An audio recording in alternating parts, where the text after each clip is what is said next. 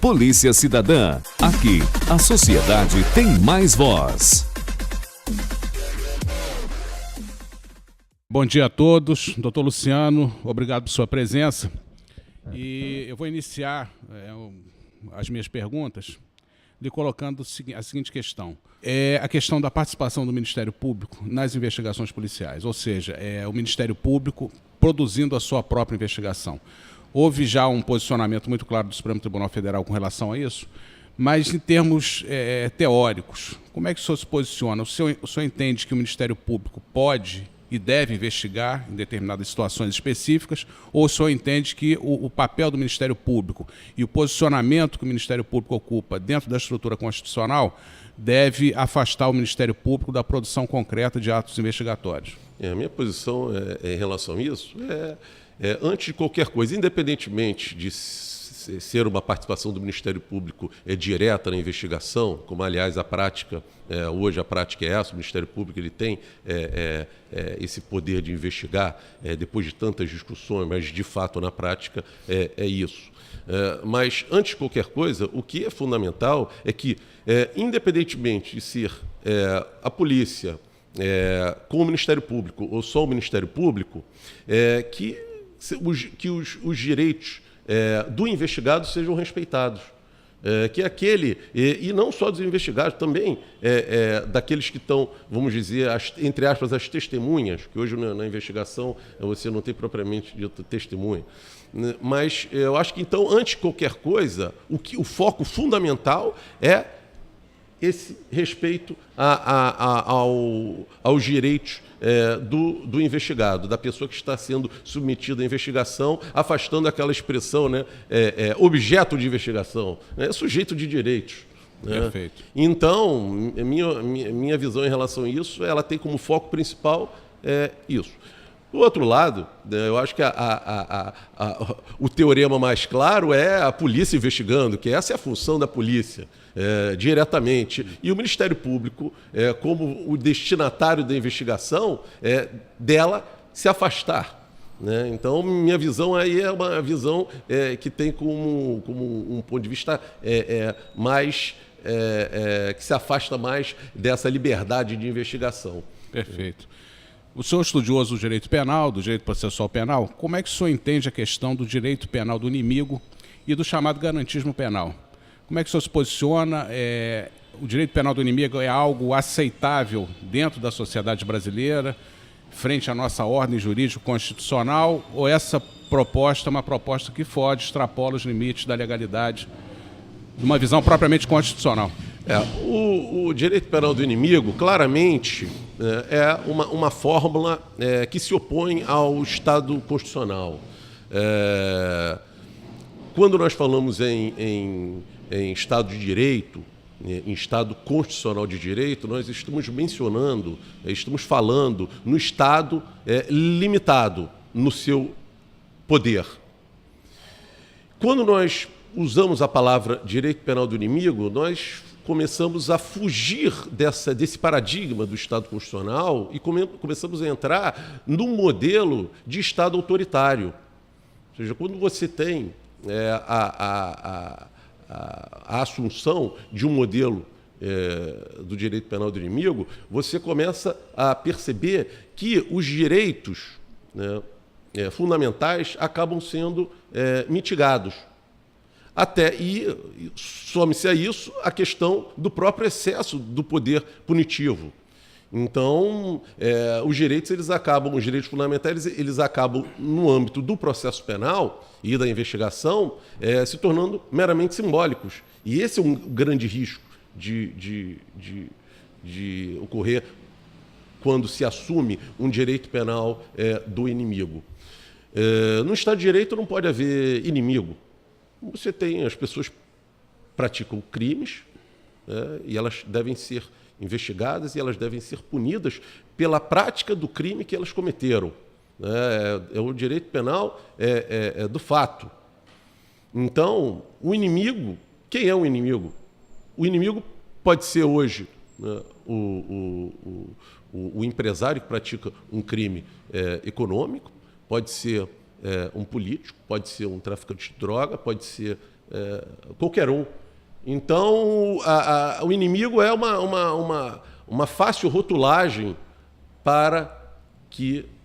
como desculpa para os excessos que ocorrem no direito penal. Então, minha opinião em relação a isso é que realmente o direito penal do inimigo ele não pode ser assumido dentro de um Estado constitucional.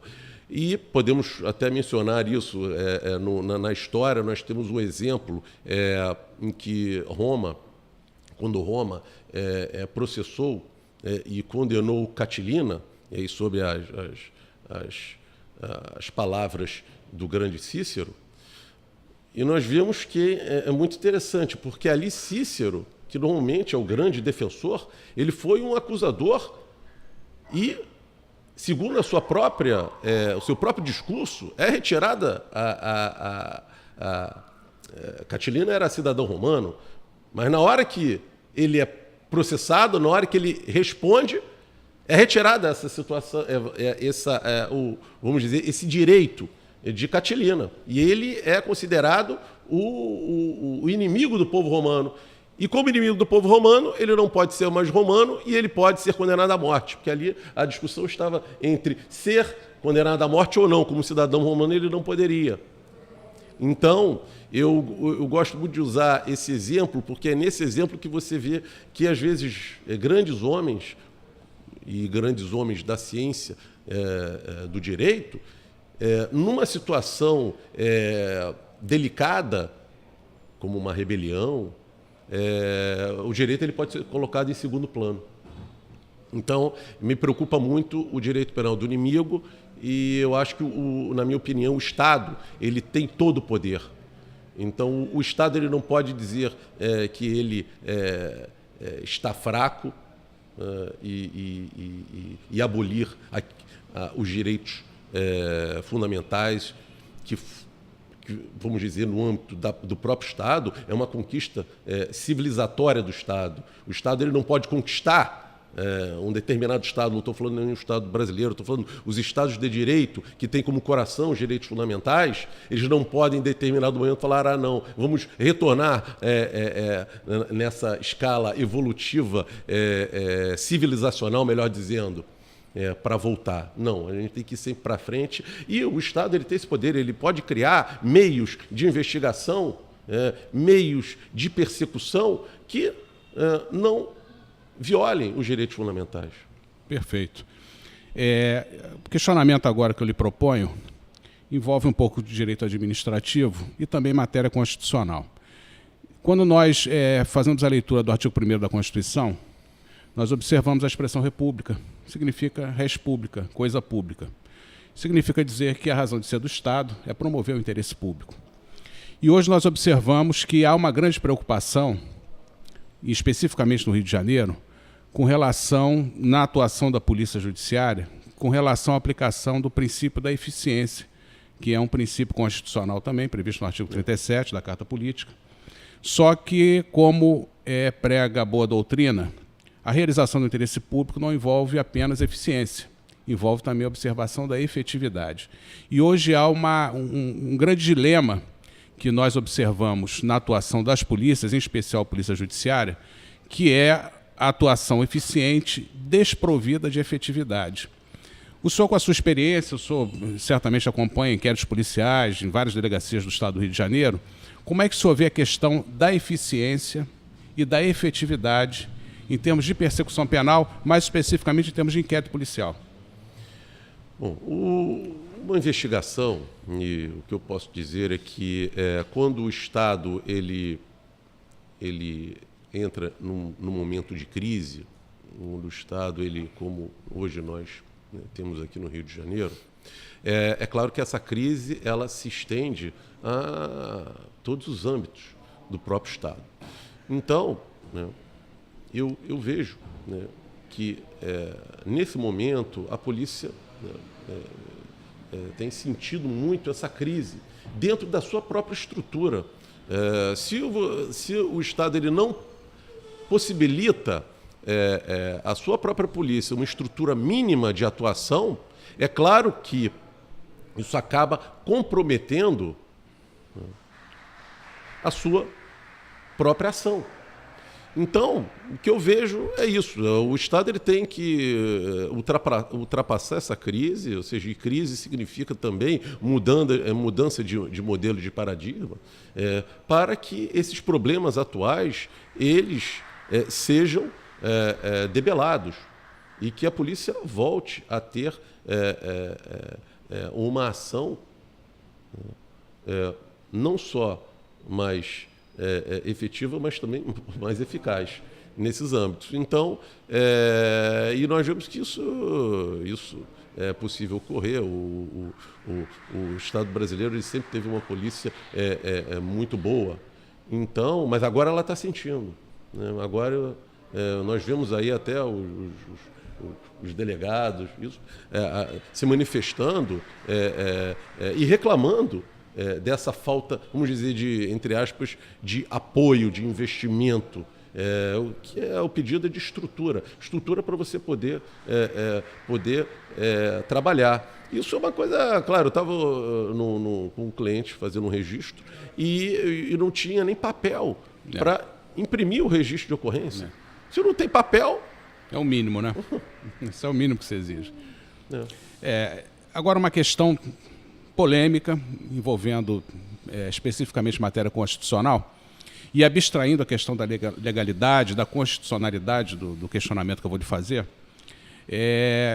Há uma previsão na Constituição da República com relação à pena de morte, especificamente para crimes militares em caso de guerra declarada.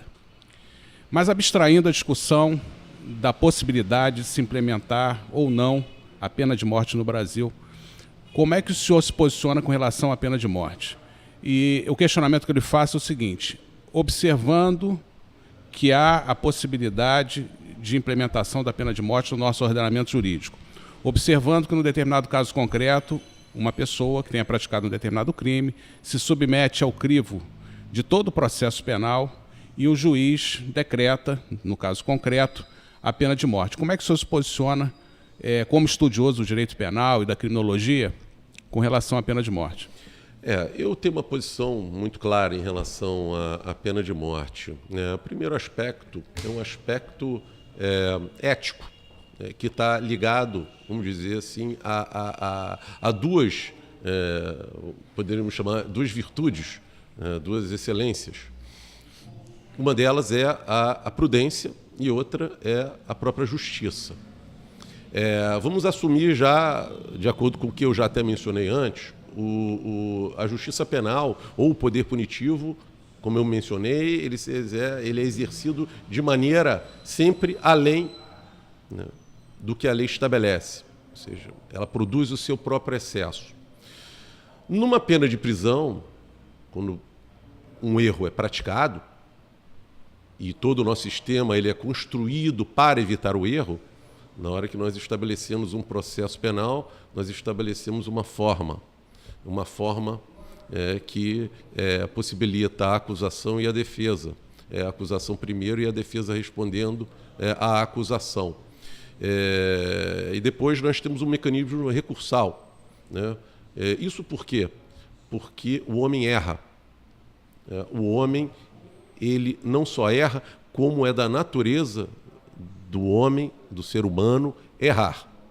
Então, colocada essa primeira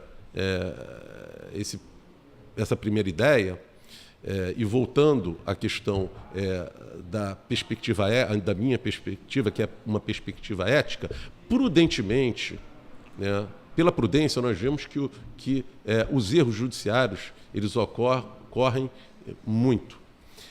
Só que quando você implementa a pena de morte, o Estado ele não tem como, diante de um erro de julgamento, ele não tem como voltar atrás. Porque a morte define, a morte acaba com a pessoa e aquele que foi injustiçado e morreu de forma injusta, o Estado não tem poder de soltá-lo ou de ressuscitá-lo. Se ele está preso, é possível soltá-lo, mas se ele está morto, nada é possível fazer.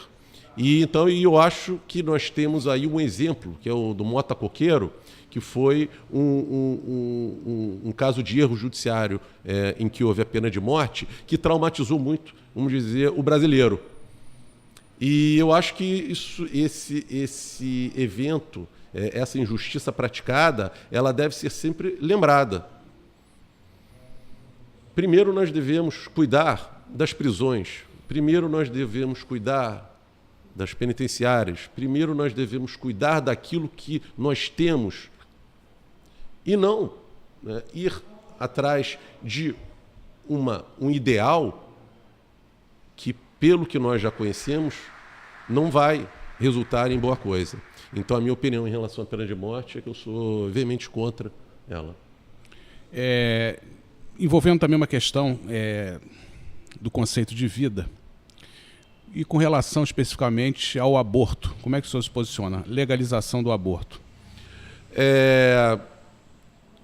Existe um ensinamento antigo, né, dos antigos cristãos, que é o chamado Didaquê, que mencionam, dizem que foi o primeiro catecismo dos cristãos. E o Didaquê, esse ensinamento, ele nos coloca diante não de dogmas, né, não de posições pré-determinadas, mas diante de uma construção baseada na dupla via, né, dos dois caminhos, o caminho da vida e o caminho da morte, né? É claro que isso no âmbito, isso aplicado, você pode aplicar isso em qualquer dimensão da vida humana, né? E em determinado momento, as duas coisas, os dois caminhos, eles podem até se encontrar. Mas no âmbito da política, né, e no âmbito da vida social, todas as decisões e reflexões, elas devem ser tomadas, né, sob a égide desse duplo caminho. E o ser humano, ele deve estar sempre ligado e vinculado, né, à proteção da vida e nunca à morte. Aliás, o que eu tenho mencionado já desde o início dessa entrevista diz isso. A defesa da liberdade, a defesa da justiça, ela está ligada exatamente à vida, porque a vida não é só a vida vamos dizer, orgânica, mas também a vida, a qualidade de vida de uma pessoa. Então, e claro, o aborto, né, ele é claramente a decisão, uma opção pela morte. E isso tem um preço muito grande para a sociedade. As pessoas, elas não seguem e defendem essa bandeira, elas não percebem que a sociedade, esse é um dos degraus que essas pessoas escolhem para descer para o âmbito da própria barbárie. Então eu vejo que não há como ser a favor do aborto, por um simples motivo. O aborto não é matar somente, né, um feto, uma vida. O aborto é matar a própria essência e significado do nosso existir. Perfeito. Mesmo em caso de fetos anencéfalos, o senhor considera que em caso de feto anencéfalo é legítimo se discutir a questão do aborto? Vamos dizer, aí a gente vamos entrando aí num terreno mais, vamos dizer, mais complicado. Mas eu posso dizer o seguinte, os pais que optaram por terem bebês com problema de anencefalia são grandes heróis. E eu tiro o chapéu, mas são pessoas que estão acima da nossa média, mas eu só vejo essas pessoas como grandes almas. Correto. Uma outra questão que envolve uma discussão grande, em matéria constitucional, em matéria de direito penal, é a questão da castração química. Eu já vi alguns estudiosos do direito penal defendendo que, em casos específicos de crimes sexuais, havendo uma escolha do condenado, uma decisão do condenado no sentido de admitir a castração química, essa castração química seria algo admissível pelo nosso ordenamento jurídico. O meu entendimento é que fere a dignidade da pessoa humana como princípio fundamental da República Federativa do Brasil. O questionamento é: qual o seu posicionamento com relação à castração química? Eu concordo. Eu acho que isso fere claramente a dignidade humana. Vamos dizer, é o primeiro passo para outras medidas cruéis. Isso muitas vezes essas ideias cruéis são vendidas com um papel de seda. São vendidas e são apresentadas como ideias boas. Às vezes uma ideia aparentemente boa, ela pode ter dentro do seu próprio centro, né, uma grande crueldade. E eu vejo isso na questão da castração. Não só não vejo com bons olhos, como dentro do nosso modelo jurídico não é possível. Perfeito. Agora, uma pergunta com relação à sua prática como advogado criminal. Como é que o senhor se posiciona com relação às audiências de custódia que estão em voga hoje? Foi uma decisão recente adotada pelo Conselho Nacional de Justiça e que vem sendo aplicado fartamente no Rio de Janeiro. Eu tenho aí um cálculo aproximado de que cerca de 50% dos flagrantes formulados em sede policial, cerca de 50%, na audiência de custódia, os presos em flagrante são liberados. O senhor considera que essa liberação de pessoas que inicialmente haviam sido presas em flagrante, inclusive por crimes graves, o senhor acha que essa proporção de pessoas liberadas em audiências de custódia pode ter um impacto significativo na segurança pública do Rio de Janeiro? Eu vou até iniciar, né, no ano passado, eu fui chamado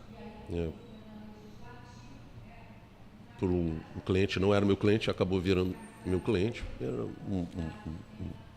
um empresário que mora aqui no Rio de Janeiro e ele é espanhol e mora em Madrid. Então ele fica aqui 2 semanas e fica fora 2 semanas, depois volta. E ele ganhou, né, tipo um peixe, aquele fóssil, a pedra, né, aquele fóssil, e levar para o filho. E eu fui chamado porque ele tinha sido preso em flagrante. Ainda não tinha a implementação da audiência de custódia. E eu entrei já não tinha como entrar, já tinha ultrapassado as 18 horas, e então eu tive que ir ao plantão. E o plantão, eu não consegui despachar com o juiz, não sei o que aconteceu, o juiz não estava. E até tive uma orientação, melhor voltar amanhã. E eu fiz isso, eu voltei no dia seguinte, de manhã, e tive outra orientação: olha, o melhor não é, ainda estamos em plantão, o melhor é despachar direto com o juiz criminal, porque o juiz que está de plantão não é o criminal. Realmente eu falei, é verdade. Então eu fiz o pedido de liberdade, mostrando a desnecessidade da prisão, e despachei com o juiz 1h do dia seguinte, foi numa quinta-feira a prisão, né, às 5 horas da tarde, 6 horas da tarde. E 1h eu consegui despachar com o juiz, e o juiz imediatamente decidiu pela revogação, pela liberdade, por não decretar a preventiva, né, não manter o flagrante, não decretar a preventiva. E meu cliente só conseguiu sair à meia-noite de sexta-feira. Eu citei só esse exemplo para mostrar o seguinte: como o juiz, que foi muito correto, justo, ele soltou meu cliente, mas poderia não ter soltado. Ele poderia ter tido uma visão mais dura. Resultado de tudo isso: há 3 semanas atrás, né, o inquérito policial decorrente desse flagrante foi arquivado, porque na investigação ficou constatado que realmente ele tinha ganho de um vendedor da feira hippie aquilo, e mais ainda, que aquilo não tinha nenhum valor. Aliás, foi sorte, né? Se aquele tivesse algum valor, seria mais complicado, mas como tinha valor, não tinha o porquê levar a isso. Então, eu vejo, eu não vou examinar sobre o âmbito de percentuais, que o âmbito percentual, ele às vezes, ele distorce. Então, como já disse o passado falecido Roberto Campos, as estatísticas são como biquíni, mostram tudo menos o essencial. Então, o que eu posso dizer é que eu acho que a audiência de custódia ela é muito boa porque passa pelo juiz garantidor, passa pelo juiz na hora, saber o seguinte, aquela prisão efetivamente ela é necessária ou não é necessária, porque a prisão cautelar ela tem que ter necessidade, e a necessidade ela tem que estar calcada num fato que mostre e que justifique o encarceramento cautelar. Correto. O nosso aparelho repressor do Estado envolve duas polícias. Uma polícia ostensiva, preventiva, e a chamada polícia judiciária, que são as polícias civil e militar e federal. Muitos hoje defendem a necessidade de se desmilitarizar a polícia militar, em razão de considerarem que esse militarismo é uma herança que veio de 1964, com a chamada Revolução ou Golpe Militar. Como é que o senhor enxerga essa questão? O senhor acha que num Estado democrático de direito, uma polícia militar patrulhando as ruas com armas de guerra é inadequado ou é uma necessidade para a realidade que nós vivemos hoje no Rio de Janeiro e no Brasil? Podemos dizer até que, diante de uma nossa realidade mostra que a polícia militar ela perdeu muito essa, vamos dizer, essa natureza mesmo militar, né?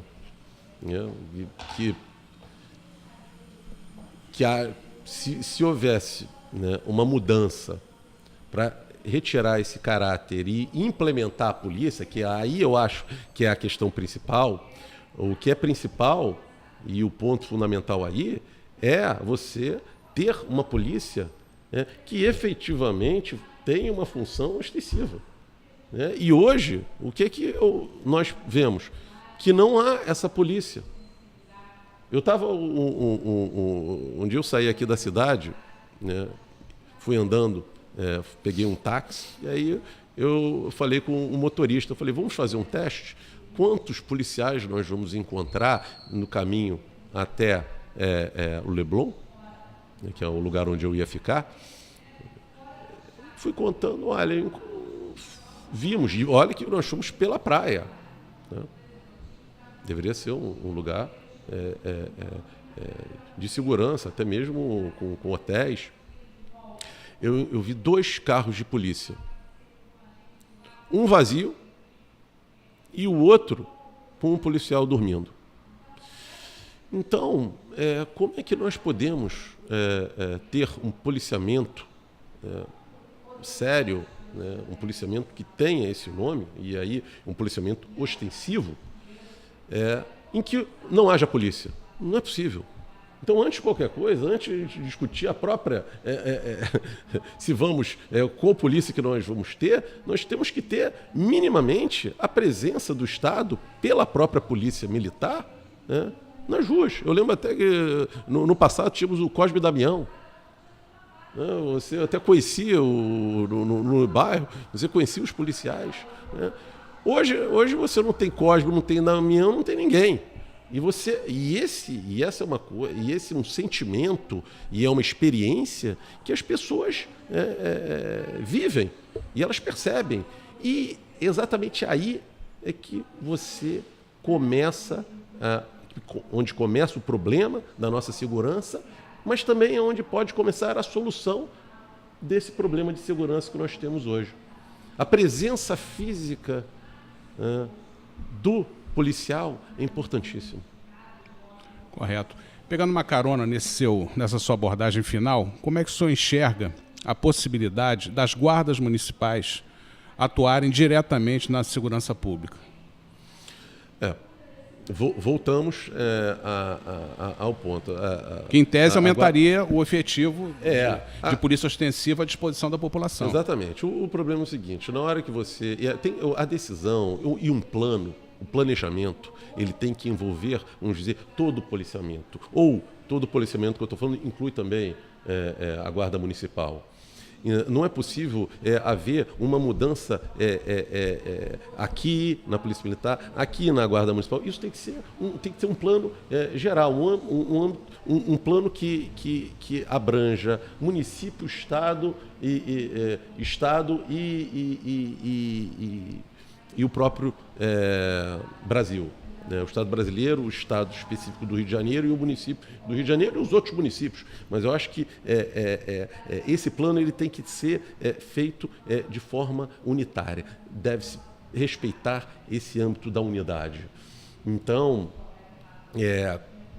o que nós estamos vendo? Nós estamos vendo um enfraquecimento e a ausência da polícia militar. E aí você, diante dessa ausência, nós começamos a falar na Guarda Municipal, né? E agora nós estamos falando em quê? Já não falamos nem mais na Guarda Municipal somente, agora nós falamos nesse policiamento privado, nessa Lapa presente, Lagoa presente, Centro presente. O que é isso? Essa segurança, vamos dizer, privada, que na verdade o que eu já mencionaram, não sei se é verdade, ela é composta de ex-policiais, muitos policiais militares, que é até bom porque tem experiência, né? Mas fato é o seguinte, na hora que você tem esse policiamento privado, né, essa segurança, melhor dizendo, privada, presente, significa o que não está dito? Que a polícia militar está ausente. Então, o que eu vejo, é o que dá para fazer, ou seja, diante da omissão do Estado... É o quebra-galho, né? É o quebra-galho. Olha, não podemos deixar como está. Já que o Estado não faz, a sociedade, ela se organiza para buscar ocupar o espaço que o Estado deixou vazio. Vamos dizer, é como se fosse uma zona desmilitarizada, né? Utilizando a expressão aí fora. Mas é isso. Acho que não podemos deixar o vazio, porque o vazio ele vai ser ocupado pelos bandidos, pelos criminosos, ou vai ser ocupado pela segurança privada, quando na verdade o Estado é que deveria estar ocupando pela polícia. Bem, doutor Luciano, agradeço a sua participação. Foram respostas que revelaram um grande conhecimento jurídico e criminológico também, em matéria constitucional, direito administrativo, direito penal, direito processual penal. Agradeço a sua presença, a sua colaboração e nos colocamos sempre à sua disposição para debates, né, para engrandecer a qualidade da segurança pública no Rio de Janeiro. Muito obrigado. Muito obrigado. Eu que tenho que agradecer. Foi um prazer estar aqui com o Dr. Marcos. Obrigado. Obrigado. Polícia Cidadã. Aqui, a sociedade tem mais voz.